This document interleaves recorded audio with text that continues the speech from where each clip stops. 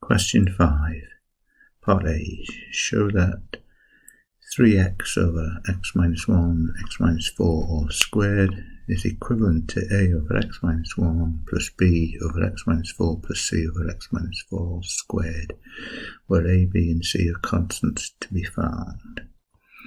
So this is partial fractions, and we have a linear factor, and so we get the usual a over x minus 1. We have a repeated factor, so we get b over x minus 4 and c over x minus 4 squared.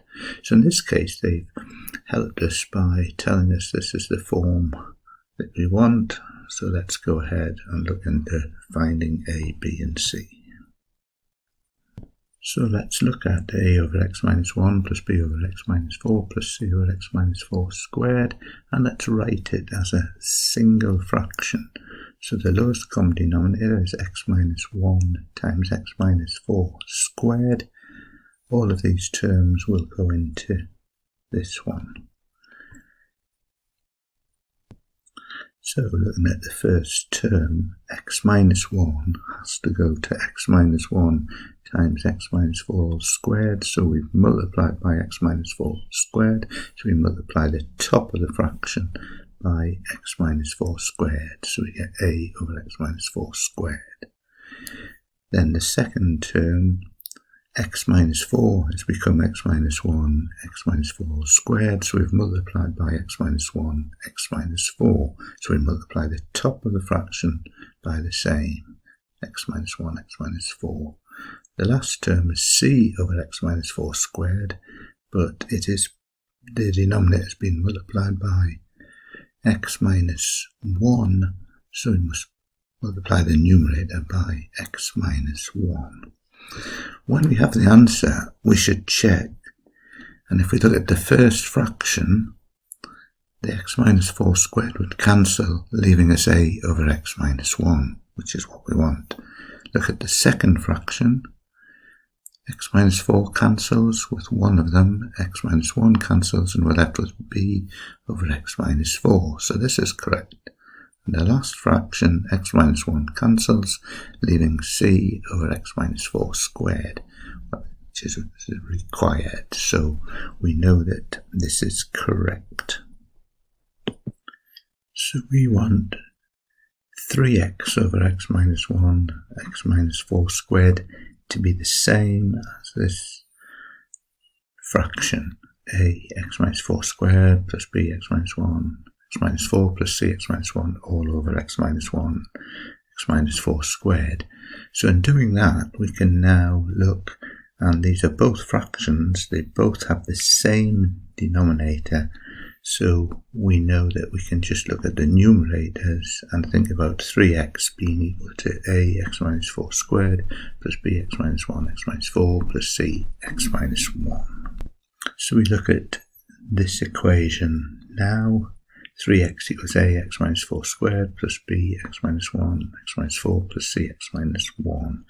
We notice that x minus 4 is a factor in the first term, it's a factor in the second term. So if we say x is 4, 3 4s are 12, we don't get anything here because x minus 4 is 0, or here, and we get 4 minus 1 is 3, so we get 3c, so 12 is 3c, so c is equal to 4. So we can also notice that x minus 1 has a factor here and a factor there. So if we choose x to be 1, we get 3 times 1 is 3. 1 minus 4 is minus 3. Square it is plus 9, so 3 is 9a. This cancels and this cancels because x minus 1 is 0. So if 3 is 9a, a is 1/3. So we have a value of a, we have a value of c, we need a value of b, so we can either compare coefficients of x squared or compare constants to find it. We could compare coefficients of x, but that would be a little bit more complex. It's easier to look at x squareds or constants. So we're going to look at coefficients of x squareds. So looking at this equation, There is no x squared on the left hand side, so the coefficient of x squared is 0. Looking at this term, when we multiply out we get x squared times a, so the coefficient of x squared is a. When we look at this term, the coefficient of x squared is b, but there's no coefficient of x squared in this term, so 0 equals a plus b, so that b is minus a third.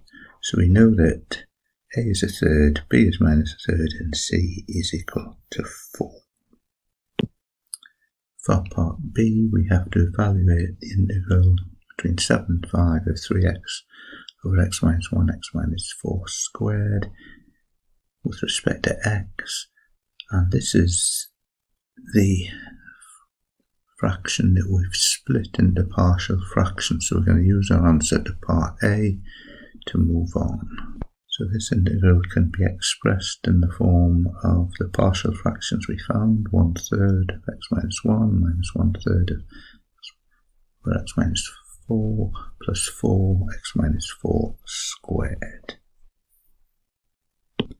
Let's take out the constants out of the integral, so we've got 1/3 the integral of 1 over x minus 1 minus 1/3 the integral of 1 over x minus 4 plus 4 the integral of 1 over x minus 4 squared. So the first integral is a log, it's like 1 over x, but it's just 1 over x minus 1. So it's 1/3 ln of the modulus of x minus 1. The next integral is similar, so it's minus 1/3 ln of the modulus of x minus 4, plus the last term is 4 times the integral of 1 over x minus 4 squared. This is like the integral of 1 over x squared. The integral of 1 over x squared dx is like the integral of x to the minus 2 dx. So we increase the power by 1 and divide by the power, which gives us x to the minus 1 over minus 1 or minus 1 over x. So the integral of 4 over 1 minus x4 squared is just minus 4 over x minus 4. All of this is integrated between the values of 7 and 5. So if we substitute in 7, we get 1/3 ln of 6 minus 1/3 ln of 3 minus 4 over 3. And then we subtract, let's put in 5, 1/3 ln of 4, minus 1/3 ln of 1, but ln of 1 is 0, so we can ignore that, minus 4 over 1, so minus 4. So we've got this to evaluate. We can feed it into our calculator, so we get the answer I is 1/3 of 8 minus ln of 2, which is equal to 0.436, and it was 3 decimal places were required. If we use autograph to draw the graph of y equals 3x over x minus 1 times x minus 4 all squared, the graph looks like this. We're integrating between 5 and 7, so I've marked 5 and here's 7, so we've got this green area that we know is the integral, and we just want to think roughly what is the answer for that. Well, you can see we've got a full 1 here. This is less than 1 but more than a half. This is less than 1 but more than a half, and there's an extra bit here, so we could compare it, which is 2.436, so we can see that this does seem as if it is the correct answer. So it's just a verification using autograph. Just a few little notes at the end of this one. First of all, equivalence. When we're doing partial fractions, we are actually saying that the new form is the same as the original form given, and that means it's not an equation which we would normally denote with the ordinary equals sign, but it is actually an equivalence for which we use for which we use 3 lines. And what that means is it's true for all values of x. And this is why the method of comparing coefficients works, because we can try whatever values of x we like, and it has to be true. The second thing is that a useful way of checking these, which if you have time in an exam is worth doing, is to just choose any value for x and check that it's true. So this is the original form.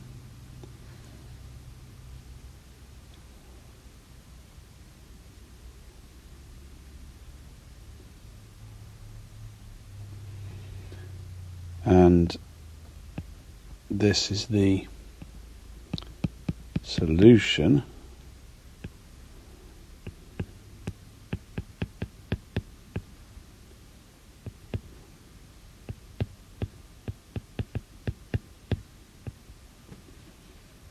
And so what we can do is put some silly value of x in and make sure that it's right. So if we choose x equals 5.7, then when we put that in the calculator, this one gives us 1.2589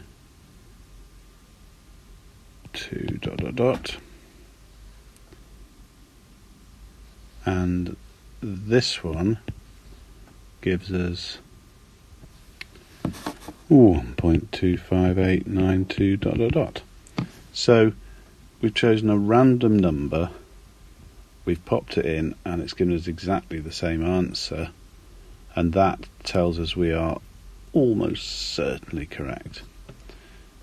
If the answers hadn't matched, that then gives you the opportunity to go back through, check your working, and find out where the problem is. So that's something you can either do when you've just finished the question, or you can make a little mark by the question, and at the end, if you have time, that's a very quick way of checking it, and much better than going back through the working, because at the end of an exam there's a risk of panicking and correcting work that is already correct. The final thing I want to have a quick look at is, why do we have to have an x minus 4 denominator and an x minus 4 squared? Well, the thing about this is to think about where the fraction that you're partialising comes from. So if we think backwards, and we have a look at a couple of examples, if we, for example, had minus 1 over x minus 1 plus 1 over x minus 4 squared, that would give us minus x minus 4 squared over x minus 1 times x minus 4 squared, which gives us the first term, and the second term would then be plus x minus 1.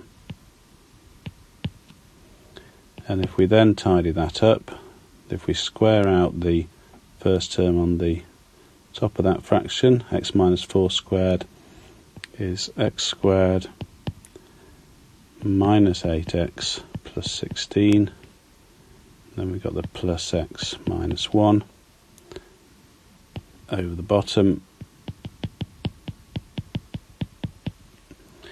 and that gives us in the end minus x squared plus 8x plus the other x, that's plus 9x, minus 16 minus 1 is minus 17 over x minus 1, x minus 4 squared. Now if we look at minus 1 over x minus 1 and this time add in 1 over x minus 4 and then keep our plus x minus 4 squared. I'll leave this as an exercise for you to do, but what that gives us is, when you've tidied it all up, 4x minus 13 over x minus 1, x minus 4 squared. Now the point about this is that although the first one doesn't have a fraction with x minus 4 as the denominator, it gives this answer, and the one that does have an x minus 4 as a denominator, the middle term there, gives us this one. And if we look at the fraction in the red box versus the one in the green box, it's not at all obvious which one involved a fraction with an x minus 4 on its own denominator. And that's why we have to have both. Another way to look at this is to look at the actual question, and we had 3x over x minus 1, x minus 4 squared. Now what we could do is think about what that would look like if we did just split it into a fraction with x minus 1 on the bottom and a fraction with x minus 4 squared on the bottom. And in this situation we'd have to allow for a linear term on top of there because the bottom is quadratic, and we could then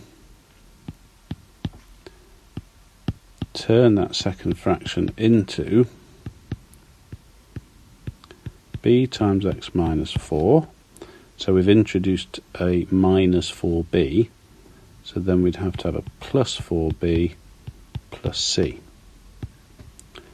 all over x minus 4 squared, and that then would become a over x minus 1 plus b over x minus 4 plus, and I'm going to call it c dashed, over x minus 4 squared, where c dashed is equal to 4b plus c. And in that way we can see how this original fraction becomes the form that the question asks us to do it in.